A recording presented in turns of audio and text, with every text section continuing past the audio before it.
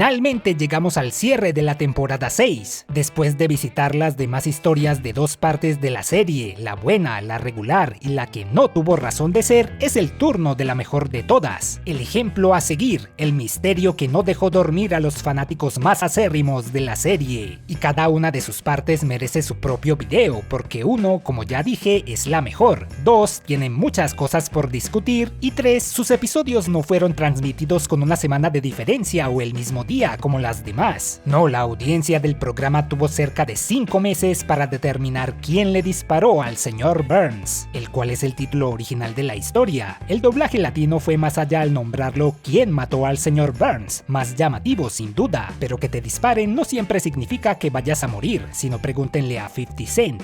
Este concepto fue propuesto por Matt Groening como un truco publicitario para despertar el interés de la audiencia a través de un misterio, algo inspirado por Dallas, serie dramática de 1978 sobre una acaudalada familia petrolera de Texas, en la cual, al final de su tercera temporada, el personaje de J.R. Ewing fue abaleado, y tanto sus rivales corporativos como algunos de sus familiares eran sospechosos.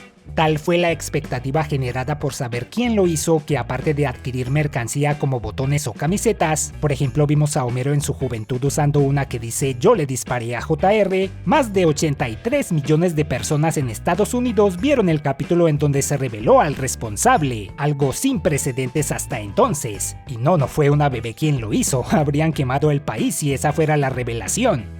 En el caso de Los Simpson, la idea fue desarrollada por Bill Oakley y Josh Weinstein, quienes también se encargarían de la serie durante sus siguientes 2 años. En su planteamiento inicial, compartido por Weinstein, Burns llevaría a cabo una construcción que afectaría al mini super, el bar de Moe y el edificio de apartamentos de Patty y Selma, provocando así la ira de sus habitantes y generando el motivo para el crimen. También se propuso que una de las gemelas tuviera un amorío secreto con Burns, o que él saliera con las dos hasta que se dieran cuenta. ¿Se imaginan si tal romance hubiera tenido lugar? Grotesco. Pero lo descartaron por ser similar a Dallas, ya que quien le disparó a JR fue su amante secreta. Igual para el asunto del culpable pensaron que debía ser un personaje a quien pudieran sacrificar, como Barney, que podría ir a la cárcel por un tiempo y pocos lo extrañarían, o al menos eso creían ellos. Sería muy extraño no verlo en el bar. Notarán que la historia cambió desde su concepción, algo común en cualquier serie o película, pero hubo otros elementos que sí se mantuvieron firmes, como que Smithers se cansara de los actos diabólicos de su jefe y fuera despedido, o que la historia fuera un misterio real que la audiencia pudiera resolver. Oakley y Weinstein sabían que muchos fanáticos analizan cada cuadro de la serie con obsesivo detalle, así que lo aprovecharon para poner pistas difíciles de percibir a simple vista. En las series gringas muestran con frecuencia que los grupos de primaria tienen alguna mascota, como una tortuga o un hámster. No sé si en alguna escuela latinoamericana manejarán algo así, pero en la mía no ocurrió. Pobres animales, estando a merced de esos monstruos imberbes, imagino que sufren destinos peores que los de Supercuate, la mascota del 4º grado, aplastado por su botella. En un cómic, Skinner conservó a su sucesor, Supercuate II, en su oficina, mucho más seguro, o eso creía él. Mi lectura semanal, la revista que lee Willy, fue una publicación creada en 1928 orientada a motivar la lectura en los estudiantes de primaria. Bien por él, cualquier cosa que nos motive a leer es aceptable. Un hombre tan feroz que se comió a su mujer y a su vecino. Casi cualquier cosa. Aunque más adelante lo veríamos vivo, Willy había mencionado que a su padre lo colgaron por robar un cerdo, y aquí dice que lanzaron su cuerpo a un pozo. Una fortuita coincidencia porque enterrar a Supercuate causó que encontrara un pozo de petróleo. La escena del paquete para Peter Porter en Pasadena parodia un viejo comercial de la compañía de correos FedEx, en donde un ejecutivo que habla sumamente rápido también usa muchas palabras con P. Pepe, pon pericia presionando por poner paquete prioritario para Pasadena. Ese diálogo de Skinner y Chalmers sobre el titular del periódico resulta como un precursor del segmento de hamburguesas al vapor, ¿verdad? El director trata de convencer al superintendente de algo absurdo, y este último, a pesar de mostrarse inquisitivo, le sigue la corriente porque a fin de cuentas no le importa, igual que en lo de las hamburguesas. Me encanta cuando se ríen con la idea de darles beca completa a los estudiantes, misma reacción que tendrían muchos gobernantes. Con su nueva fortuna, empleados y estudiantes piden toda clase de extravagancias como dobles guitarras, algo que usan más los músicos que quieren mostrar su virtuosidad, o contratar como maestro al rey de los timbales, el mambo y el jazz latino, ¡Tito Puente! Matt Groening tiene un gusto musical bastante ecléctico o variado. Es fanático de Fish, Bob Marley, John Coltrane y también lo era de Tito Puente, por lo que traerlo para la ocasión fue un sueño hecho realidad. Burns usó el atuendo de Jimbo para hacerse pasar por joven e intentar obtener algo de esa riqueza. Solo Roberto Gómez Bolaño se hubiera salido con la suya en eso. ¿Acaso el bravucón no se enfadaría porque el viejo le robó su atuendo y trataría de hacerle daño como consecuencia? Pensaron en eso también. Jimbo fue el primero en ver a Burns luego de que lo hirieran, quedando así exonerado. Cuando Bart se queja de que no aceptaron su idea de revivir a los muertos, en lugar de el gordo y el flaco, en inglés Lisa dice que los tres chiflados no querrían andar con él de seguir vivos, uno de esos inexplicables cambios del doblaje. Entre los presentes el día de apreciación del petróleo se encuentra el señor Don Dellinger, antiguo director del colegio de la época de Homero y Marge, y Leopoldo, el amenazante encargado de presentar a los nuevos funcionarios escolares. Luego de que invitan a Lisa a activar la bomba de petróleo en lugar de un quejido entre el público, en el original se escucha...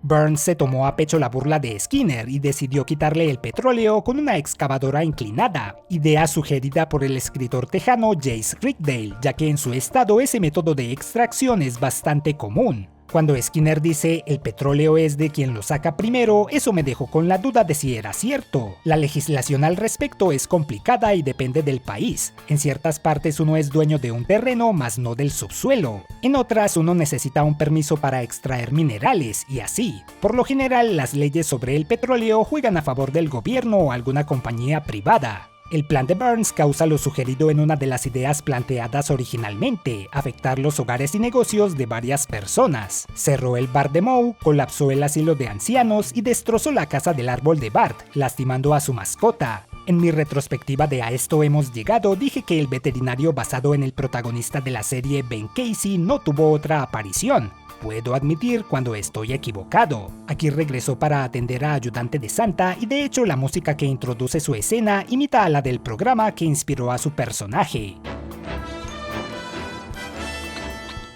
Que alguien no recuerde tu nombre a pesar de que has estado involucrado en su vida debe ser exasperante, como si negara tu existencia. Lo entendería si esa persona tuviera esa misma dificultad con los demás, pero no es así en este caso. Burns pudo reconocer a cada integrante de la familia Simpson recordando algún evento que vivió con ellos, menos a Homero, todo por un chocolate amargo. Tampoco me gustan, a pesar de que algunos lo consideren una exquisitez. Yo sí me tomaría a título personal que mi jefe no me reconociera, tal vez al punto de soltar una gigantesca palabrota, pero no al extremo de atacarlo o pintar mi nombre en su oficina. Bueno, eso último dependería de qué tan malo fuera mi sueldo. A los escritores les encanta hacer que Burns hable con palabras arcaicas del inglés, y por suerte nuestro idioma tampoco se queda corto en eso. Smithers, ¿quién es ese ignorante? Smithers, ¿quién es ese cretino? ¿Quién es ese bolonio? ¿Quién es ese sandío, estólido, pasmarote, mostrenco, tontaíno, sopenco, valiente? Fantásticos términos, ojalá pudiera usarlos más sin que la gente se quedara mirándome con extrañeza.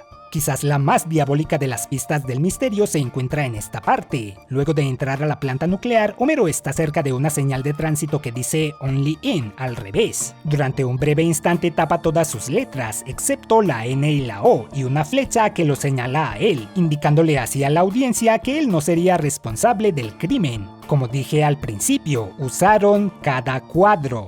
No contento con lo que ya había conseguido, Burns quería cubrir el sol para que su electricidad funcionara las 24 horas, un plan digno de un supervillano. De hecho, el modo en que lo revela toma prestado de un filme de la saga de James Bond, Goldfinger, en donde el antagonista hace algo similar. Actualmente se habla de minimizar el efecto de los rayos del sol, no con un aparato gigante, sino aplicando ciertos aerosoles en nuestra atmósfera para que los reflejen, un proyecto apoyado por algunos magnates como Bill Gates. Y por supuesto, algunos medios lo reportaron como si quisiera llevar a cabo un malévolo plan al estilo de Burns, lo cual no es el caso, hasta donde sabemos.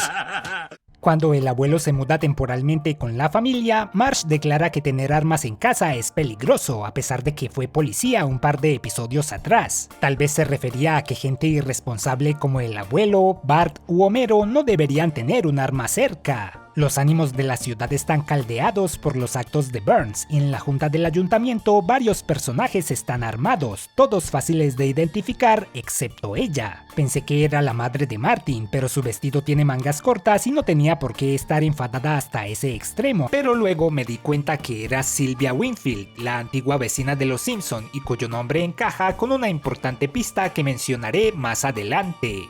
Una pista importante se pierde en el doblaje. En lugar del programa de Cretina, Smithers dice que ve Comedy Central para horror de los demás. Sí, la idea de ver 8 horas diarias de la familia Peluche me espanta también. Es más, ni siquiera sé si ese programa todavía lo pasan ahí. Y específicamente menciona Pardon My Singer, un programa ficticio emitido a las 3 de la tarde en dicho canal, tal y como se anuncia en el televisor de la taberna de Moe en una escena anterior, en la que vemos que también emiten Mystery Science Theater 3000, reforzando la idea de que Smithers sí veía Comedy Central. También vemos en este lugar que Bart considera ayudante de Santa a su mejor amigo por encima de Milhouse, algo que no debería sorprendernos. Burns tuvo nervios de acero para presentarse en la junta luego de haberlos fastidiado a todos. Y es que a pesar de ser una momia senil y dientona, todo lo que había logrado le resultó tan sencillo como quitarle un dulce a un niño. Y por tal motivo todos se sentían intimidados por él al punto de desviar la mirada cuando el viejo les pregunta quién se atrevería a enfrentarlo. Todos menos Maggie. Cada cierto tiempo sale un artículo clickbait afirmando que ese detalle fue descubierto hace poco. Nada más lejos de la realidad. Lo discutiremos en la siguiente retrospectiva. ¿Por qué Snake aparece abrazado a la columna de esa forma? ¿Acaso querían destacar su arma para señalarlo como sospechoso? ¿O fue al baño detrás de la columna y se acercó a Apu luego de que mencionara su nombre? Cuando Burns se sube a uno de los postes de luz, imita a Gene Kelly en el musical cantando Bajo la lluvia y también recita una línea del tema Feeling Groovy de Simon y Garfunkel. La escena previa al disparo fue maravillosamente construida, con una tensión digna del mejor drama. Burns recibe el balazo, se desploma sobre el reloj de sol y todos se reúnen alrededor suyo, incluyendo a Gorgory, quien no despeja el perímetro como haría un buen policía. Finalmente, cuando Hibbert dice que no puede resolver ese misterio, es un guiño a otra de las series fallidas de la persona que inspiró a su personaje, Bill Cosby, titulada Los Misterios de Cosby. La versión del tema de Los Simpson que suena durante los créditos no es una alusión a Terminator, como creen muchos, sino al filme JFK de 1991, una dramatización de los hechos tras el asesinato del presidente John F. Kennedy, lo cual va más en línea con esta temática. Para elegir a los sospechosos, los escritores usaron una coincidencia descubierta durante las discusiones previas a la elaboración del capítulo. Varios de los personajes de la serie tienen en sus iniciales las letras W y S o M y S o alguna combinación de ellas. Para la ocasión agregaron más. Fue aquí que conocimos el apellido de Moe, Sislak, el cual sacaron del directorio telefónico, es de origen polaco y lo conservaría por toda la serie, caso contrario de la W inicial que le pusieron a Seymour Skinner, a quien se puede descartar como sospechoso porque a pesar de que tenía toda la intención de cometer el crimen, como vimos en la segunda parte, su pistola tenía un silenciador, lo que evitaría el sonoro disparo que llamó la atención de todos. En inglés, cuando lo ve en la foto de la caja de chocolates, Burns llama ayudante de Santa Simpson Mutt, o el pulgoso de los Simpson. Pudo haber sido otra respuesta viable al misterio, en mi opinión. Willie el escocés, o Scotsman Willie, tenía el motivo y el carácter para atacar al viejo. Un sospechoso que no se menciona mucho, Mel Patiño, o Sideshow Mel, no tenía una pistola sino una navaja, y dado que la funda del arma de Burns aparece vacía al final, podría asumirse que la eterna víctima de Krusty la usó. Sin embargo, él no tenía un motivo tan fuerte como el de los demás, así que hubiera sido una revelación muy insatisfactoria. Y a Abraham Simpson le falta una de esas letras en sus iniciales, pero su arma era una Smith & Wesson. Otra pista importante es la de las 3 de la tarde. Cuando Homero le lleva el sobre de correo a Burns son casi las 3. El programa que ve Smithers se emite a las 3. Burns bloquea el sol a las 3 de la tarde y no sé si tenerlo en cuenta, pero en la broma del pizarrón el reloj también está a las 3. Igual que en todas las ocasiones, así que la pregunta que escribe Bart es válida. Esto no es una clave, ¿o lo es? Todo eso fue para remarcar que al final, por una fracción de segundo, se ve que Burns cae sobre el reloj de sol con sus brazos señalando al oeste y al sur, es decir, las letras W y S, o M y S, dependiendo de por dónde se vea. No puedo pasar por alto el tema de Krusty y su nariz equivocada. Él volvió a la ciudad con su atuendo de vacaciones un instante después de que Burns tapara el sol. Solo pasaron unos minutos entre eso y el disparo. Cuando todos se reúnen alrededor del viejo herido, Krusty tiene su ropa habitual, pero no su nariz de payaso, asemejándose a Homero cuando fue uno de sus sustitutos. Asumimos entonces que Krusty tuvo tiempo de cambiarse, pero se le olvidó su nariz, ¿o será que Homero quiso inculparlo? No sería la primera vez que le pasa, recordemos a Bob Patiño en la primera temporada. Sin embargo, Bill Oakley afirmó que ellos no pidieron que Homero apareciera disfrazado de Krusty y mostró que entre las indicaciones que les dejaron a los animadores, una era que los principales sospechosos no debían estar presentes en la escena final. El problema es que eso no se cumplió y otros que listan ahí sí están, como Bart, Willy y Moe, así que ese no es Homero y solo fue un desliz en el proceso de animación. El periodo luego de la emisión del capítulo fue muy angustiante para la gente de producción. La prensa, los fanáticos, sus propios amigos, todos querían saber la respuesta al misterio, pero los escritores protegieron el secreto al punto de que ni siquiera los propios animadores tenían idea de la verdad. Para disipar cualquier rastro, David Mirkin encargó la elaboración de varios finales falsos para distribuirlos entre la prensa, los que vimos en el espectacular 138, otra idea tomada de Dallas. No obstante, Hollywood, usualmente un nido de embusteros y mentirosos, acusó al programa de querer engañar a la gente. La vez que necesitaban que la industria mintiera por ellos, ahí sí clamaron por honestidad. ¡Qué mundo este!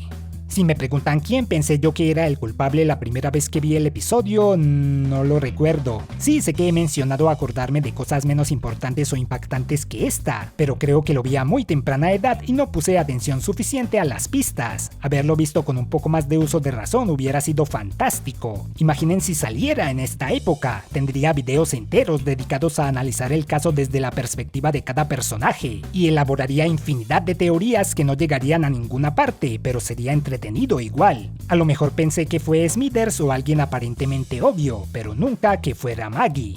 Solo hubo una escena eliminada, una breve línea que tiene lugar luego de que el asilo colapsa. El abuelo llama a la casa Simpson y Homero, acabando de despertar, le responde con sorna: "Sí, papá, ese fui yo", como diciéndole que él fue el responsable de lo ocurrido en el asilo solo para quitárselo de encima. Quizás la omitieron porque algunos podrían malinterpretar esa frase como Homero admitiendo el futuro crimen. No tiene sentido, pero no se me ocurre otra razón por la cual eliminaran una línea de 3 segundos de duración. El ingenio y esfuerzo puestos en esta historia son dignos de admiración. Me encanta cuando los programas te premian por poner atención en lugar de reprenderte y decirte que apagues tu cerebro. Ambas cosas han sucedido en la serie amarilla, pero esta en particular fue una genial muestra de respeto hacia su audiencia, construida sobre las bases sentadas por años, usando al repertorio de personajes de la serie con una caracterización impecable, con el Burns más malvado de todos como debe ser, y brindándonos momentos de drama y comedia por partes iguales, con un gran resultado que puso a pensar a más de uno. La atención al detalle de Oakley y Weinstein en este primer episodio demostró que su labor fue de enfermitos de los Simpson para enfermitos de los Simpson. Y ahí lo tienen, 6 temporadas de la serie amarilla ya cuentan con su retrospectiva. Todo lo que faltó mencionar de esta historia obviamente queda para la segunda parte, el concurso que premiaría a quien resolviera el misterio y sus desastrosos resultados, las teorías, las opiniones de los fanáticos de la época, descartar a otros sospechosos, la parte 3 y todo lo demás. Aquí es en donde bromearía diciendo que la próxima retrospectiva saldrá en 5 meses, igual que los episodios, pero es demasiado predecible. ¿Qué tal si lo hago de verdad? Como siempre, muchas gracias por ver, no olviden suscribirse a nuestro canal, también seguirme en Facebook y les agradezco a los miembros por su contribución. Me informan que algunos de ustedes portan armas, bajaré y dejaré libre el estrado para que comenten lo que se les antoje.